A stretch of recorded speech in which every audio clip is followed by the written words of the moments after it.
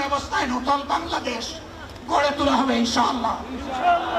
শিশু, কিশোর, যুবক, মা, বোন, শ্রমিক, ছাত্র, জনতা, ব্যবসায়ী সবাইকে যেই দেশ, যেই সংবিধান, যেই রাষ্ট্র নিরাপত্তা দিতে পারবে সেই নূতন বাংলাদেশ আমরা গড়ে তুলতে চাই।